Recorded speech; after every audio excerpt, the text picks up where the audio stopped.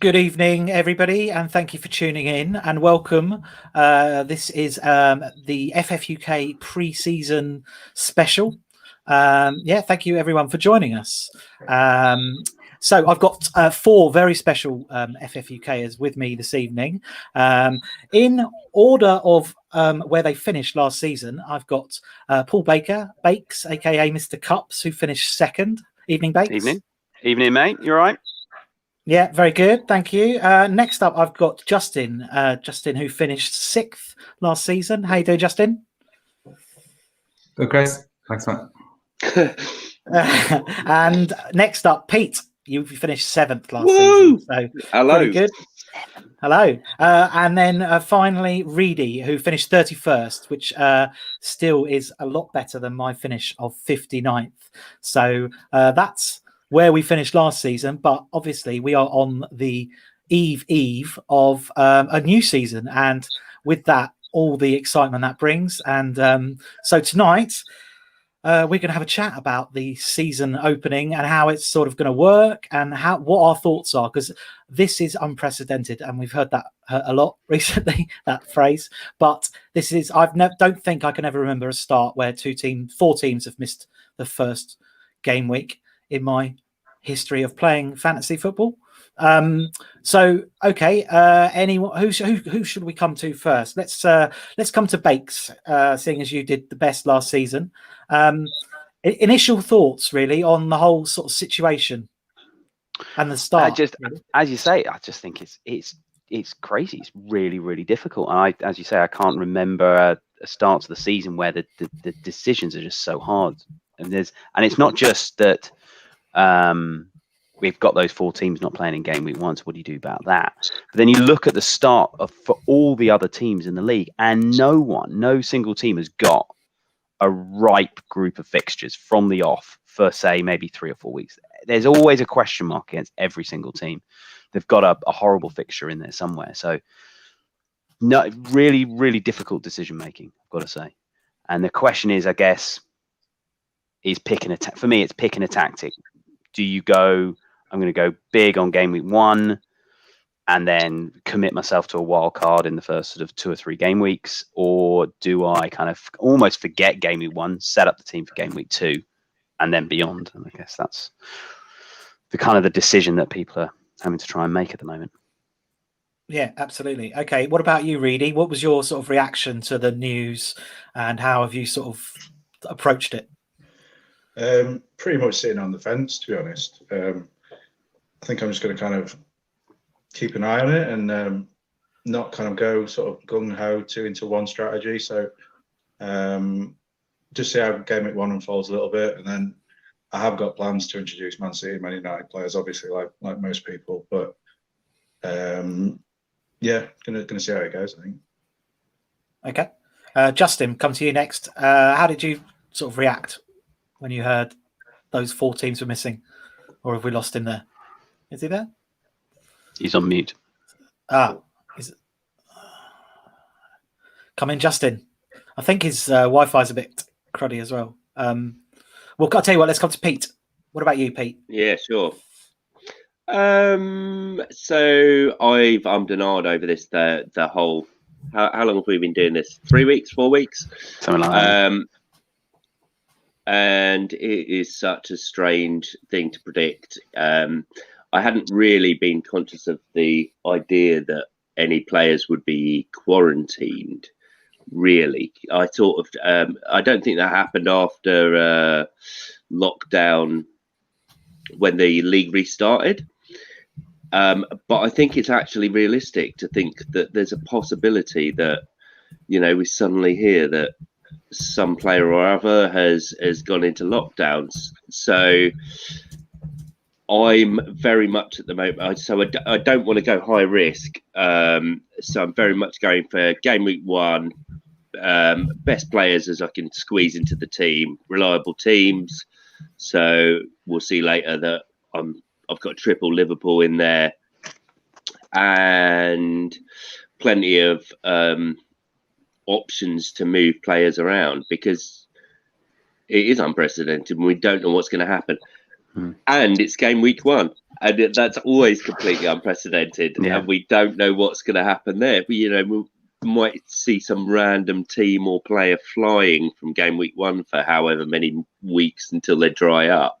What, Pookie, like Pookie last season. And Like every Pookie season, last season. every season like, there's one. I mean, loads of us had Lundstrom in from game week 1, but loads of us last season, but loads of us didn't. And, all sorts of things can happen. There's no clear 4 million defender. There's certainly no 4.5 million midfielder like Cantwell.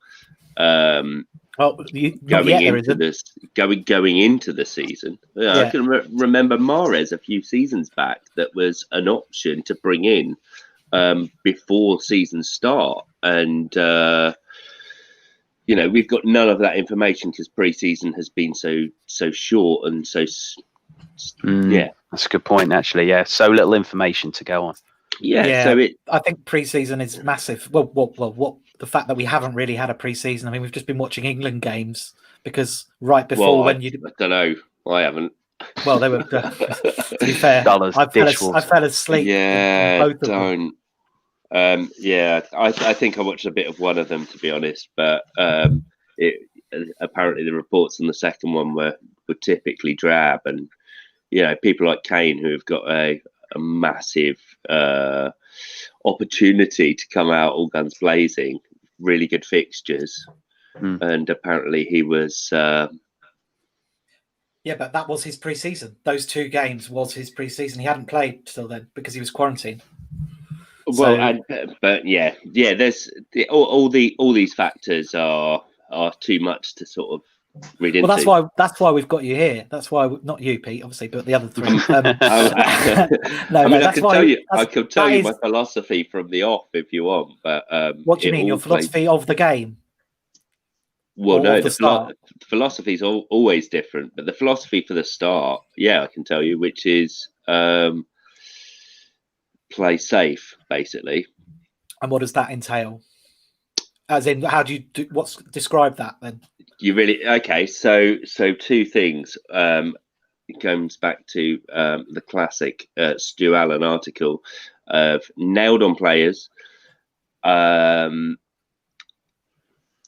I've got high value players in key positions that I can really easily downgrade. So I can go to those Man United and Man City players that I'm going to want in game week 2 or game week 3 quite easily if I know that they're going to be consistently playing. And so I made a massive change about a week or 2 ago, which was to get rid of my Burnley defender. Because I'm like, what the fuck is the point of a 4.5 mil Burnley defender on the bench? They're good for clean sheets, but you don't need to. They're not that good. You need to bench a non-playing one. And there is a possibility that. So my player was Rashford, who I think looks really good value. Martial looks really good value as well, but to put them in a game week 1 team and bench them is a gamble. Anything can happen in those 10 days, or 8 days, whatever it is. That means you might want Bruno. You might be happy with Mane instead of Bruno. There's so many different scenarios at play that. So I'm basically going for game week 1 and solid team and flexibility. Okay, but you've got no Man United or Man City players on your bench. No Man United has anyone Villa. done that? Really, Justin? No. Wow. That is surprising that none of us have. I've done draft with it. The only one I thought was Greenwood, just because he's cheaper than anyone else. Then I'm like, do I want Greenwood? Not really. You know what I mean? Well, right now there's it's just got too to be much a doubt because of there is an imminent signing maybe, and also he's just been involved in unfortunate story. That's I mean, being polite. and I mean, he's an idiot. He's obviously an idiot for doing it, but yeah. The transfer And window. weird that it was him and Foden. They're very similar players and very similar price points and positions that you could sit on the bench. And the fact that it was two of them. Yeah, I mean, I think my first team, when it all got when the game was released, before we knew about these blanks, my first team had Greenwood and Foden in their midfield because of their prices. I mean, they were. I thought there was real value there, and then with a Liverpool and a City, I think with KDB as well, and then obviously everything changed. And we've got to get those players in, obviously. So that's the next question, I guess, is like, how willing are people to use the wild card in potentially? I mean, I think game week 2 is probably too early. I mean, game week 3 is too early, really. But game week 2 is we've got no data to work from, and we've got nothing. All we've got is one match of the day, and maybe the games are live, so you could watch most of the games, but massive risks there. So yeah, I mean, I wonder about that. Reedy, what do you reckon? Well, in previous seasons, I have used early wildcards. One year, I did do it in game week 2, and it just felt like a cop out. It felt like a bailout. It's like, first week didn't go wrong, panic, press the button. Did you have a good season or bad season that season relatively? I don't think it was great, if I remember rightly. It wasn't a classic. So I'm going to try and keep hold of mine for as long as possible, and just try and be a bit more calm and a bit more passive as well. So, but that entails if you go down that route, it's going to take you 4 weeks to get 2 Man United players and 2 Man City players in, and that's without any Burnley or Villa, who would be handy as well. Yeah. And we're 5 weeks in, and if those players bang, that's the problem, isn't it? That's the risk, isn't it? By being patient, you can miss out on that. You could do. And they've got some nice fixtures, haven't they? Both teams. So. I think we've all gone down the same route, which is not benching any non-playing players. But I think if you do, you're either committing yourself to a very early wild. I mean, I wildcarded last year in game week 5 or 6, and I almost always do.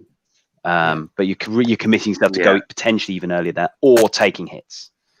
I don't think there's any way around it. That does sound to me like the two options. You aggressively hit week 2, week 3, at least -4, maybe a -8 in there.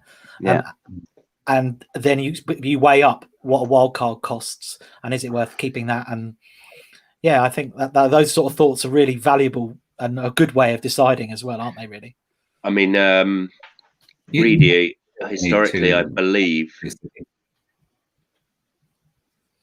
Sorry, Dustin, you go. No, sorry, I'm just saying I don't think you necessarily need 2 City, 2 United straight away. Like, I mean, you're probably going to be sacrificing Liverpool mids, etc. to do that. I mean, I'm going to probably not go that extreme. I probably will maybe sell. We'll look at the teams later, but I probably will sell Mane for Fernandes.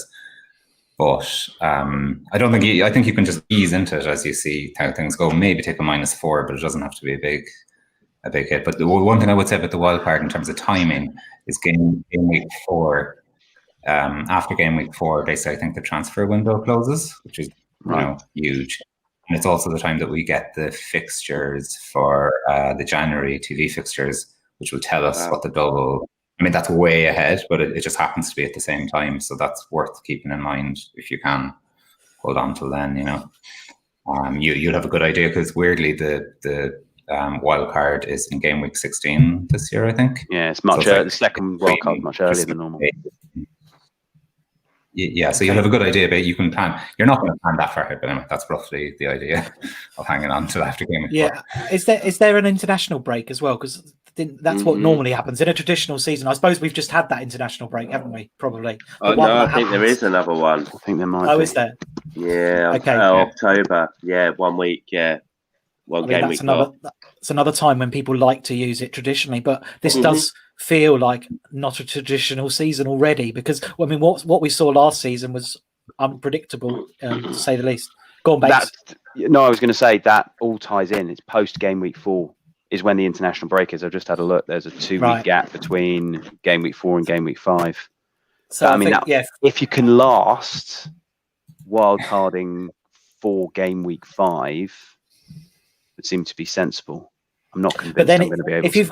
if you've got through to game week 5 and it's not, you're not in a bad position, then either you've bought in the right Man United and Man City players, or they're not firing, and it didn't matter that you didn't have to bring them in so quickly. So Yeah, maybe. That's if the you're in dream. that position, well, of course, yeah, it feels like a big decision, but at the same time, it is a decision I think we can put off for a couple of weeks at least, isn't it? Which does make it slightly less scary. So It's interesting. Sorry, I was going to say before that I think Reedy is someone who takes a hit every now and then, and I'm completely willing to take hits from game week 2 onwards, and I'm willing to wildcard whenever's necessary. But the absolute plan is to avoid and to try and save that wildcard as long as possible, and maybe even take hits instead. Yeah, I mean, there is some talk of like weird fixtures things happening at Christmas because, like you said, the wild card has to be used before game week 16. So there's something strange going on around 17, 18, 19, isn't there? Potentially. Well, there's one game week where there's only 5 fixtures, and then there's another, and then 2 game weeks later you get the double game week with the 5 extra fixtures. Yeah. But that's potentially where you're going to be wanting to maybe get ready with a wild card. But that's after Christmas. Yeah. And especially going into a season knowing there's a double game week. You can keep your first wild card for that. Yeah. So no, it's not your first wild card. I think it's wild card for 16. It'll be the second one, will it? It'll be the second one. Well, they're 18. Yeah, I think you'd have to use it. You'd have to use it a couple of weeks before. But I mean, that'd still be a nice position to be in, wouldn't it? Again. Okay. I just think go on. Hang on to basically just don't plan on wildcarding before the off straight away. That's all I'm saying. If you have to wildcard, by all means, and I'm going to pull out my wildcard game week 2 if I need to, but I just wouldn't plan it right now. That's all I'm saying. Yeah, I think that's probably fairly sound advice. I'm not planning on it, but I'm committed to it. I've got in the back of my head, I'm probably going to have to wildcard for game week 3 or game week 4. So it's in. I'm happy it's in to do it. I've kind of got my head around it. City have got Wolves, haven't they, in game week 2? Mm-hmm. Yeah, but United have got Palace. Yeah, but what about that 3? Palace defense? They got that Palace defense that looks. But then game week 3, Man United are away at Brighton, and Man City have got Leicester. So Man City have got 2 fixtures that you would hope you could maybe get away with just one of their players. Man United, I think you're going to want, if you've got Palace and Brighton in the next got to 2 load games, up on United. Going to have to load up on United. Okay, so let's talk about players then, rather than the strategies. So when it came out, first player on your team sheet, Reedy? First player was probably Aubameyang with the positional change. And is he still in it now? You haven't changed him? He's still in it, yeah. Kind opening fixture.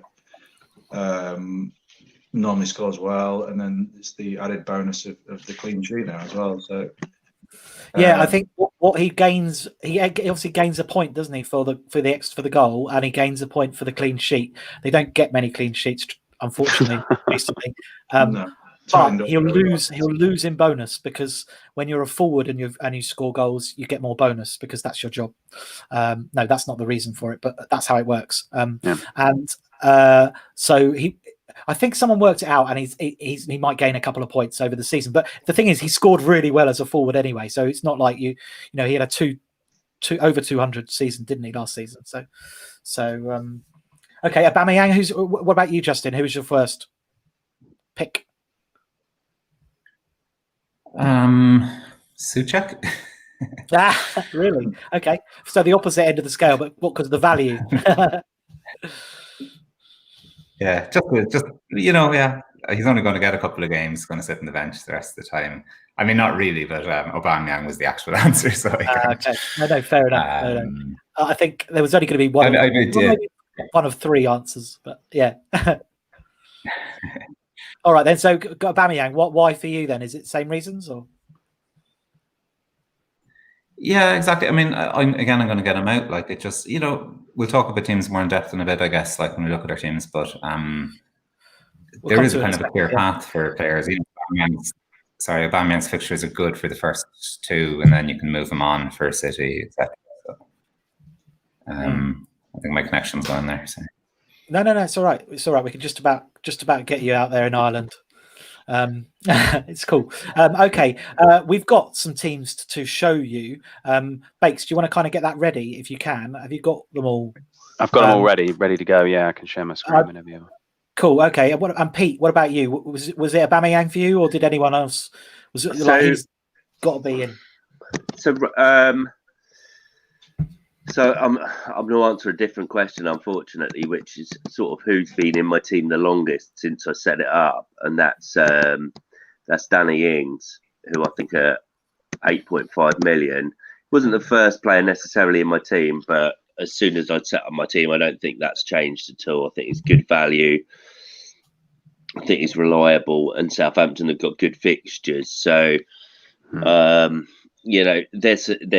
superstars that I could have toyed with. I think it probably would have been Sterling if they'd played game week 1. But that's my own personal bias. I love Sterling, and I also think he's going to have a great season. Okay. But someone like so there's about 3 players, maybe even less than that have been in my lineup for the whole of since selection a month ago, and it's Danny Ings basically, and Timo Werner. Okay. Well, which is not biased. That's okay. Well, let's see out of all of us who's got what. So, Bakes, maybe we start with your. Well, which team's first? I put your team up first, actually. Chris, do you want to? Okay, go for it. Can you? Let me.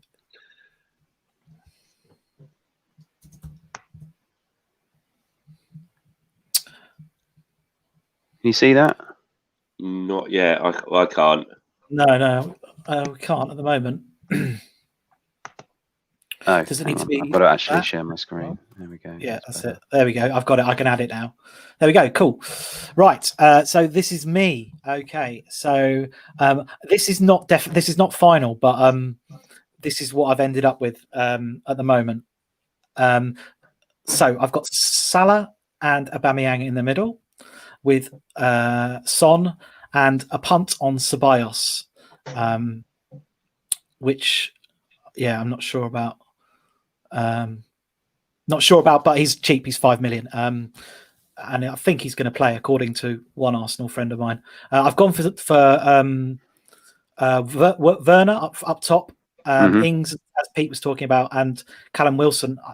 I don't even know if he's going to start Callum Wilson, but I quite like the look of him at that price. And I mean, the first thing you notice is there's obviously no Man United, no Man City, no sort of, but there are ways to get them. Ings can become Martial. That's what I kind of like, the idea of that. And Salah or Aubameyang or Son, depending on if I do another move, and can become Fernandes in the middle. Have you left some money in the bank, Chris, to help you do those moves? Because Martial's a little bit more expensive than Ings, and Rashford's a little bit more expensive than Son. Yeah, I was going to think. I was going to hit. I'm going to hit and reduce. Maybe get Son to Havertz or someone else who's cheaper. Maybe even Greenwood. I could go Greenwood and Martial for those 2 games. They served me quite well last season.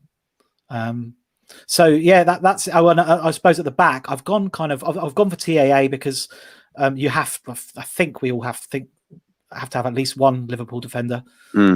He was ridiculous last season. If he has a season, can he do it again? That's the question, though. He's done it 2 seasons in a row. He's like 200 point plus season, and even at 7.5, you've got to think if you can get 200 points out of him for 7.5.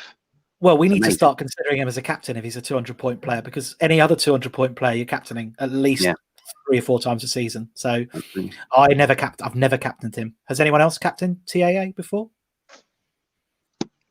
I've probably captained him and failed, and then gone back to the old school of never captain defenders. But he is something different, and so the difficulty with captains, as always, is captaining for the right game. So if you captain TAA all season, you absolutely smash the hell out of it. But of course, we don't. We use our thinking to our skills decide which captain is appropriate, and you get Aubameyang blanking against easy teams at home, and then all sorts happens. So, but yeah, you're quite right. Why not? Especially if I think Liverpool's clean sheets were down this last season on the season before. Yeah, I mean, they didn't get any at the beginning of the season, did they? Exactly, those Adrian weeks at the start of the season. So if they're and I've got a massive question mark over how dominant Liverpool are when they go into the season. If they are as dominant as we've seen them in the past, then they're just easy money basically as far as FPL is concerned. If they do anything like after they'd won the league post lockdown, or post Operation Restart, whatever it was called, Project Restart, they're a bit more questionable, and you certainly wouldn't want to be captaining a defender, I would imagine. Okay. If there's sorry, I was just going to say we'll definitely come back to Liverpool defence because everyone's I'm guessing going to have one. True. Shall I just finish off my team and then we can go to the next one? So I've got Vinagre in there in defence at the moment, but there's lots of rumours that he might be off or someone replacing him or whatever. So that may have to change. Walker Peters I like at the same price, 4.5. I had him post restart and he was pretty good for me, and Southampton seem like they might be okay for a budget team. And then I've got McCarthy in goal at the moment, but that is definitely not set in stone at all. And I don't think I need to talk about my bench because I think someone else might have some similar players. So what's the next team, Bakes? Next team is me. Okay. Take it away. So show us what a team that finished second. Exciting. Look like. Well, it looks very similar to yours, Chris. As we were discussing just before we came on air, you and I have got 11 out of 15 players the same. Wow. Which, given we started off talking about how hard it is to plan our game week 1 team, we both seem to be going down a very similar route. So I've got McCarthy in goal. I think of the 4.5 goalkeepers, he's by far and away the best pick. So I've gone for him. I've also got Ramsdale because the fixtures for Southampton and Sheffield United dovetail really, really nicely, especially at the start of the season. So I've got and I hate picking a 4.0 goalkeeper that doesn't play. I just refuse to do it. Both my goalkeepers have got to be options and both play week in, week out. That's just the way I like to play. So I've got those two. Although I'd ideally like to spend 0.5 less on the second goalkeeper. TAA speaks for himself. Walker Peters for the same reason you said, Chris. I've got Ben Davies. I quite like the look of Spurs. I think defensively Mourinho is going to tighten them up, so I think a Spurs defender is a good option. I've gone Davies because I can't afford Doherty basically. How much is Davies? Sorry, Davies is 5.5. Okay, no 5. Yeah. You save $1 million on Doherty. My only concern is when Mourinho switches, when he lets his right back get forward, but not so much his left back. So he may not be as attacking as you'd want him to be. I mean, most of the midfield really speaks for itself, really. I've kept, back to the question I asked you, Chris, I have kept 0.5 in the bank. So I've got an option of going Son to Rashford if I want to. I might end up using that 0.5 somewhere, but that's kind of the plan for that. And then I've got Wilson, Werner, and Mitrovic up front. I might switch Wilson for Antonio. I'm kind of in two minds about, who's double got West better. Ham attack. Double West Ham attack, is that? I know you're a hammer, but yeah, that feels big even for a hammer, given that after the Newcastle game, our fixtures are dreadful. But that Newcastle defence is ripe for an absolute pasting. But to be fair, so is the West Ham defence. So you kind of, pays your money, you takes a choice on that. Yeah. And then I've got Vinagre, Basuma, and Mitchell on the bench. Whether any of those, however many, I don't know whether any of those guys are going to play or not. I'm hoping over the next couple of days we get a bit more information. But for now, they're placeholders, and I'm working on the basis that I'll probably wildcard in after game week 3 or something like that. So I don't need to worry too much about it. Okay, nice. Who's next? Who's next? It is J-Mac. Okay. Yeah. Come in, Justin. Talk us through. Yeah. Yeah, so seeing a lot of similar players. The one thing I noticed you guys both had was McCarthy and Walker Peters. I really like Walker Peters, but I can't have the two of them. I just, don't see that going well too often. I actually prefer Walker Peters, but it's just, I think McCarthy, your fixtures, Southampton's fixtures are really good. I think you've got a good 12 games there, maybe 1 or 2 dodgy games. So I'm happy to go with that. Trent, Robertson pre-season has been looking really good on set pieces and everything, and everything's been going down Liverpool's left, which is why I kind of put Mane in.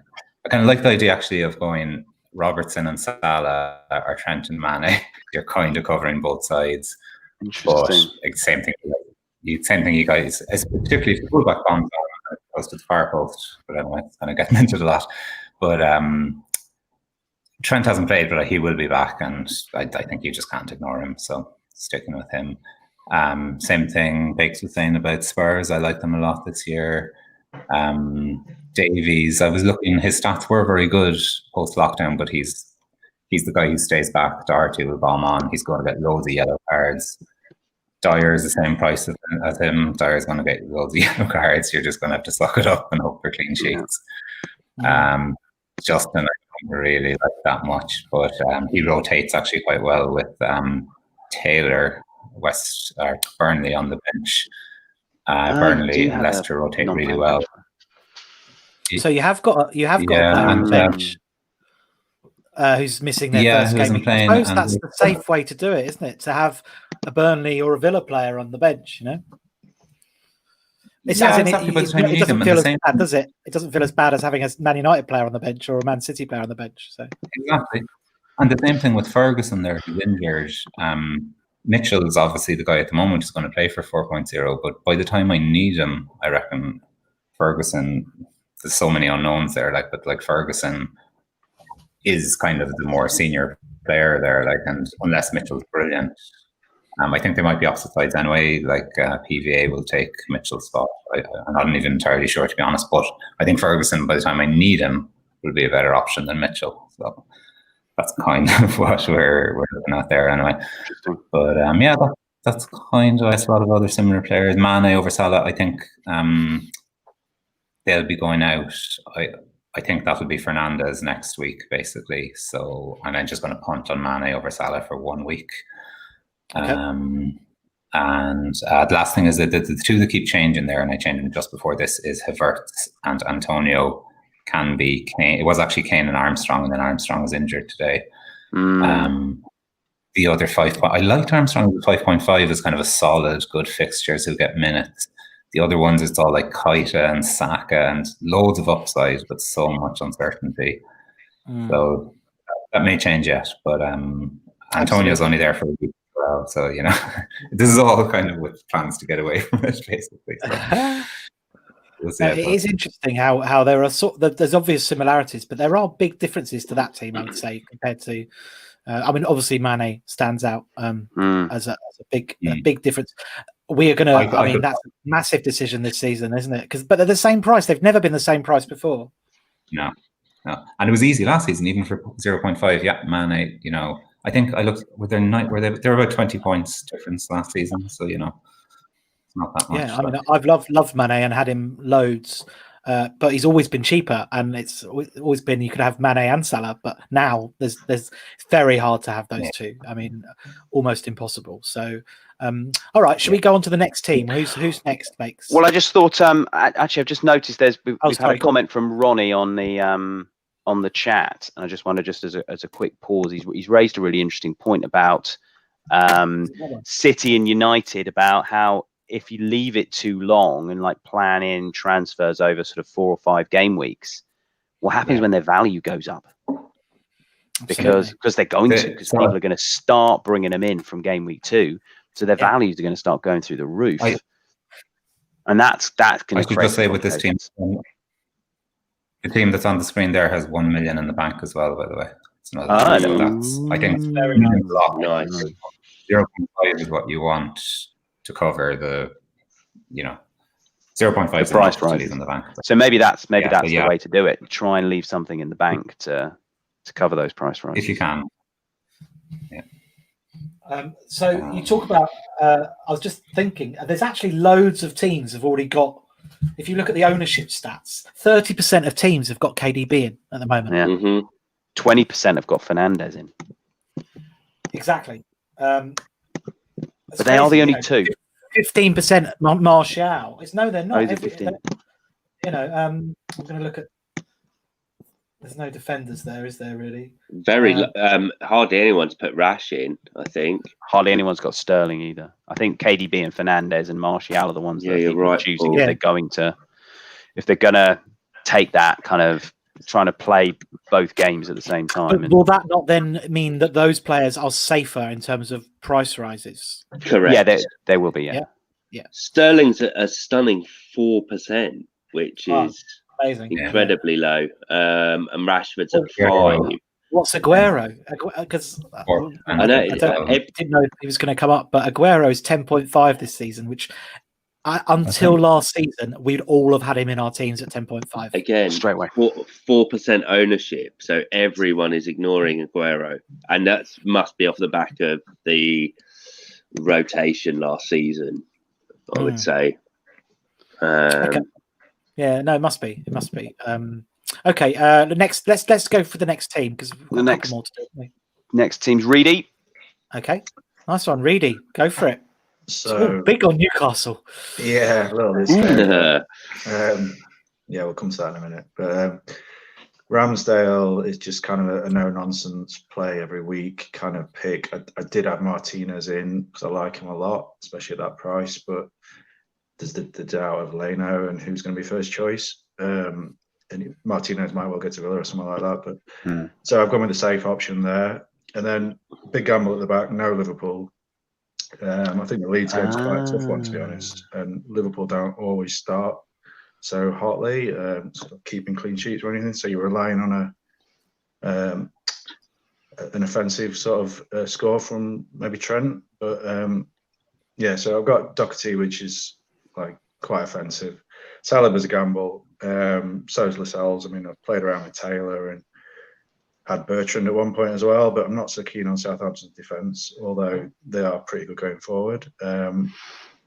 St. Maximin was Armstrong at one point, and yet he's got an injury now, so that's kind of like, I think he's going to stay there now. The rest kind of pick themselves. The 4 in midfield, nice solid picks. And up front, I think Ings and Wilson for the prices are pretty good choices. The bench is pretty woeful, really. So the big. You better hope they all start, Reedy. Those first 11. Exactly, but I have got 1.5 million in the bank. So I was going to ask. Actually, it did look like there was some money. Sort of. Yeah, a lot of wiggle room. So Son could be Fernandez. Doherty could be Trent, and so on. Nice. There's lots of options. So as I said earlier, I'm just kind of trying to just take a step back, stay on the fence a little bit, see what happens, and then I've got some money to spend if needs be. Cool. No, I like it. I like the Havertz pick. That's two of you have got Havertz straight away. Yeah. Can I ask you, Chris, what do you think of Havertz and Pulisic? It's like 50-50 for me. I presume Havertz will probably. Well, overall, actually, but. Pulisic Pulisic will have a big season this season if he stays fit. Number 10, he's just been given the number 10 shirt. He's so impressed me. We got very, very fortunate to watch Eden Hazard for Chelsea, and he was absolute genius when he was on song. And I was like, oh, we've replaced him with this guy that plays for America, and it's like, he's never going to be anywhere. And he's not the same player, but there are moments where he turns and he runs at people, and it's like, it's great to watch. So I think he's got a big season ahead of him. Last season, I was just like, stop giving him the ball, please. He was tearing us apart. But I wonder if he's going to be a bit injury prone.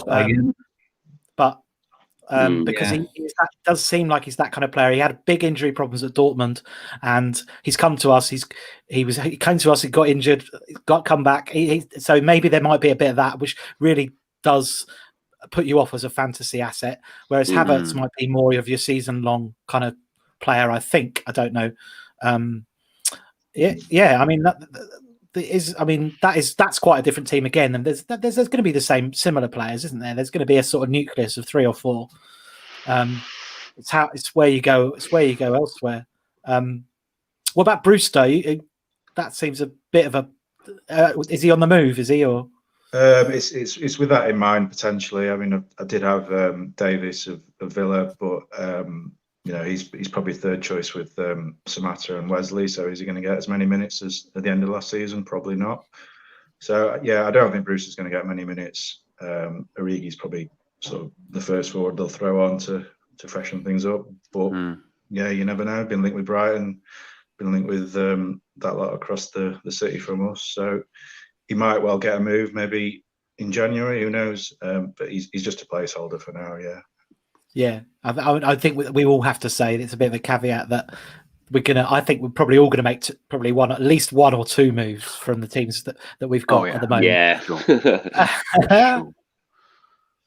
Okay, should we go to the next one? Next one, last one is Pete.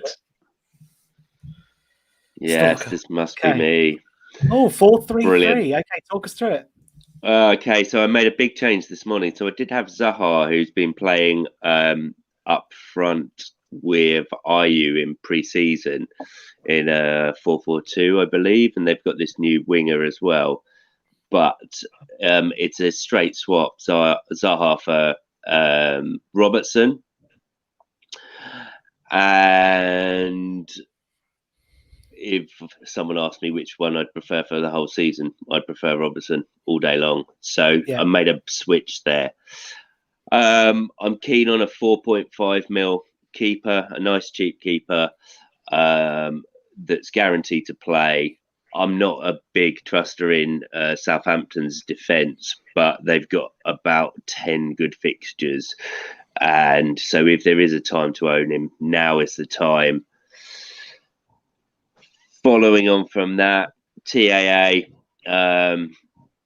I think he's over 50% ownership, and he's got so much potential. He's better than any 7.5 mil midfielder. So he's in.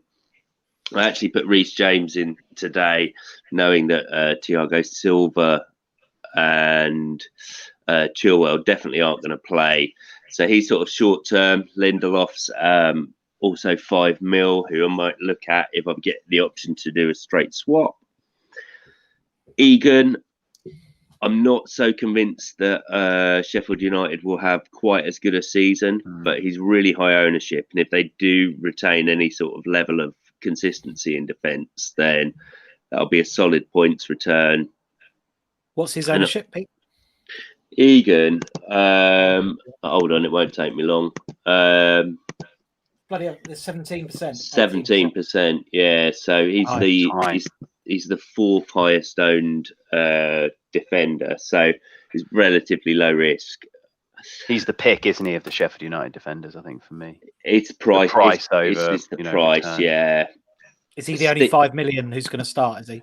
There's a couple of others, but the others are sort of less attacking than Egan is. Yeah, Stevens and O'Connell, I think, are the attacking the wing backs. But yeah, so that's Egan's up there because of his he got a couple of attacking returns late in the season last season as well. But yeah, he's basically there because of his price. Souček, I was very happy to bring back into my team today after hearing that he is available. I'm still struggling with the idea of ASM performing consistently. So 5 mil. Souček's decent player. Yeah, he's got one nice early fixture. Aubameyang speaks for himself. Mane is also my pick. For me, they're completely 50-50. But They probably are, yeah. Salah hasn't gone crazy in pre-season, and that's about as much as it comes to. So I've gone for Mane. Werner, shoe-in, start of the season. Many of us were playing Bundesliga FPL during lockdown. Players like Werner and Havertz were basically essential. So it's so nice to see them come to Chelsea, basically. And I really hope they gel relatively quickly with the backup. This isn't the Bundesliga. I realised that. But they're talented people, and the attacking potential of Chelsea going into this season is just. Hey, listen, I have them both. You've got 3 Liverpool. I don't know what's going on. Yeah. Well, yeah, so I think you're the only one who's got double Liverpool defence. Yes. So I started with double Liverpool defence last season. Did you? Do you remember? I probably did. Yeah, and we went to that pub in London and watched the Liverpool game. It was the first game of the season. Justin, you were there, weren't you? And and you conceded like the first 4 games or something, didn't you? But just one goal. You won the games, but actually, that's the nightmare. That's the nightmare for you, Pete. If that happens again, I mean, the chances of it happening again, I guess. Well, they haven't got the easiest fixture run, to be honest, and it's quite possible that Leeds score in that first match, but they assist potential of both of those 2 players makes it. I'd prefer to gamble on Robertson than Zaha, basically, and that's what it comes down to, or ASM or any other options. So that's what it comes down to for me. I think the 2 of them as more. Sorry to interrupt, Pete, as more attackers, and I think that's the way to go for the season, rather than Mane or Salah. I'm thinking of going without either of those 2. And if I could have Alex, TAA and Robertson as attackers, essentially, like for their price point, I think that's a great tactic, personally. You just have to get it in your head, don't you? You just have to get it round your head that TAA in particular, Robertson, obviously, the end of the season did level with him, but over the whole season, TAA was better, more assists, goals. You have to you're right. You just have to think that is actually a 2-5-3 he's playing. Yeah. I think that does help in your head, because I struggle with that otherwise. It came up in the WhatsApp group quite a lot this week, talking about defenders and the benefit of these guys over a value distribution, all those sorts of things. And I know that my inclination will be, if they don't get a clean sheet game week 1, then I'll be like, well, I've got 3 million there that I can use to upgrade somewhere else. So I'm going to try it this season and try and be really disciplined and just hold. And effectively, to make it work, you would have had to have held the Liverpool defenders through all those bad games and throughout the season, which to get that maximum points out of the value. Don't know how easy that is to do psychologically, but I'm going to give it a go. Basically, certainly, one game against Leeds, I think it's worth a go, and I'll try and juggle my other players and try and keep them in place. I guess the problem you might have though at some point is you're probably going to want a third premium midfielder. You're going to want a KDB, Fernandez, maybe. So trying to get them in might be the tricky part. I'm not asking big. I'm not asking big questions. Game week 1. But yeah, you're absolutely right. Where are we going to get that cash from? I mean, I know I've got 2 5 million defenders in there, as well as TAA and Robertson. He's really spent on the defence there, actually. I'm well ready. Other than Taylor at Burnley, I couldn't find. So there's Justin at Leicester, there's Walker Peters, and I've already got McCarthy. I couldn't, and Lascelles as well. And I juggled with all of those guys, and I just didn't want them in my team. So in the end, I've basically punted for a solid game week 1 team, and hope for the best, and get ready basically to wildcard. And I'm certainly not hoping that I have to wildcard game week 2. And I won't, to be fair. I'll wait to see City and United, because there'll be unless I've got injuries. But yeah, I'll have to brace myself if I get like a 20 point score game week 1. Oh, God. The thing is, it's all about. I do think your start in this game is so important. We kind of don't even. I don't even think, do you not think the start is? I don't think it is. If you have that horrendous start, I had it last season. I don't know. I was 200th or something after the first game week, and you're completely up against it the whole time. You've got no wiggle room. You never feel like you can have an average week. It's like every average week is just is pain, and it's whereas I don't know. We've obviously got.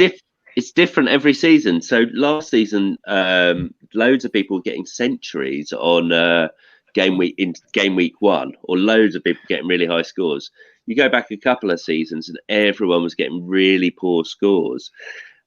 One season you get loads of clean sheets, the next season you don't. It's so unpredictable going into the season that I'm trying not to worry too much about.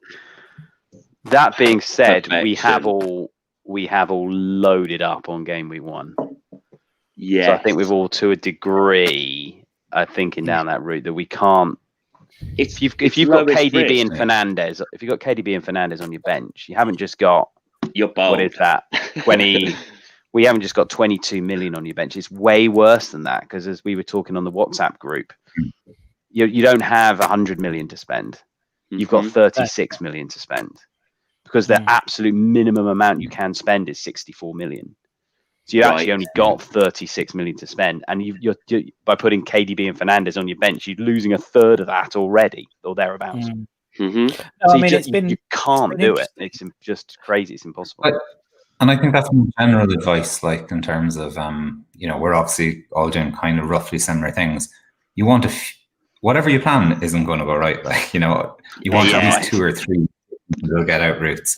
And I can think of maybe once in years of playing FPL where the thing I actually planned for, I did. There's other things are going to go wrong. Right. Injuries, pandemics, whatever. So you just need to keep your options open. You've always accounted for the pandemics. You have to now. Sorry, talking over you. So that's my general thing. I think it's been said a lot in the WhatsApp group, the Mike Tyson thing. Everyone has a plan until they get a box in the mouth. Or a bad game week would be the equivalent. Yeah, absolutely. Right, we've got a couple of questions from the audience, so let's get rid of the teams. I think personally, I found that quite useful. I don't know if you guys did. Yeah, definitely. I don't now feel like I'm going completely down the wrong track. Even if we all are, maybe at least we're all going down together. That's right. Okay, so we've got a couple of questions. Jake's asked, Pete, how confident are you that James will actually start? I tell you, I've had Chris advising me for about 2 weeks on this point, and I'm now very confident, considering I know that Chilwell and Thiago Silva aren't going to start. So we'd expect to see Azpilicueta and James, Rudiger, and Zuma, I think. Zuma or Christensen. Because they all did so well last season. Yeah. I think it's worth a punt for game week 1. It's Brighton. Yeah, and then the problem with the thing with Liverpool is he's liable to go 3 at the back, bring Thiago Silva in, I would imagine, and go James right wing back and Alonso left wing back. I would think because I just think that's probably what he'll do in the big games this season. I'm not sure I'll play him game week 2. Okay, well, the thing is with a wing back, you're especially James. His stats are pretty good. They're not TAA level, but they're not. They're certainly they're certainly decent for a defender. I'll take your consultation after this game week. Okay. We've got another. I'm not sure this is a question. No, it's not a question, but we should have talked about it. Apparently, last 2 seasons: TAA 395, Robbo 394, VVD 386. That's so close, isn't it? Yeah, I mean, that's pretty impressive. I mean, I have seen one team when you see on Twitter and stuff, you see the people doing their rate my teams and stuff. I've seen one team that had the 3 at the back. That's too much, isn't it? It's way too much. Yeah, but it's you got to. It's worth thinking about. I've seen people sort of talking about it. Those scores for 7 million or 7.5 million midfielders, you'd be picking. You would be picking. And he was 8 million and he was scoring 190 points a season. We were picking him. You just have to be committed just to put them in all season, wouldn't you? Just like exactly leave them at the back and just leave them no matter what. See what happens. And no Mane Salah. And no Mane Salah. Well, you can't obviously because you got your 3. And no way of getting them easily, really, as well. You'd have to hit to get them as well every time. So. And those hauls would hurt, but every haul probably has a TAA assist or a Robertson assist in there. It's all about clean sheets. If they get 15 to 20 clean sheets, then you think it's worth doing. But Van Dijk gets goals as well. They're not that many. He got one on the first day last season. That was great. A great moment in the pub. I seem to remember him getting a brace one week, and I had him, and I was bouncing off the walls. He got 5 goals last season. He scored on the first and the last day. I got him in for Trent when he wasn't playing, so maybe just do that. Yeah, just get him in for the week he scores. Okay, so that is great advice for anyone watching. Guys, we've nearly done an hour, so I think we'll probably wrap it up in a moment. Thank you for joining me and helping me kind of talk through it. As I say, hopefully it's been good for you as well. So before we go, I've just got a couple of things. Obviously, we're doing well with our numbers. At the time of recording, I think we're in the early 200s in the league in terms of numbers. We've also got some space in the Conts League as well. So we've got 36 hours or so, I think, until that first deadline now. Wow. It's really, really close. And obviously, by the time you watch this, it is. It's exciting. I'm hoping tomorrow I get some time to sort of, I don't know, just sit and think, really. If you fancy it, Chris, I'm actually off tomorrow. So if you fancy I wish I'm working, unfortunately. So I'm going to have to squeeze in thinking time at some point or in the evening. Well, so, I'm here for you. If you want to have a chat. There we go. James Downey, he's copied Bake's team. There we go. That's what we're here for. Good. I had a very poor start to the season last season. Brilliant. Thank you guys. So I think that's it. Is there anything else? Anything you want to say, Pete, at the end? Peace and love to all fuckers. Excuse me. I meant to say FFUKers. Thanks. Nice one, guys. Join the Conts League before it's too late, guys. You won't regret it. Basically, it's true. Details on the website. Yeah, there's only a few places left. Lovely. All right. Cheers, guys. Thanks, guys. And good luck for everyone for the beginning of the season. I hope you all do reasonably well as long as I do better.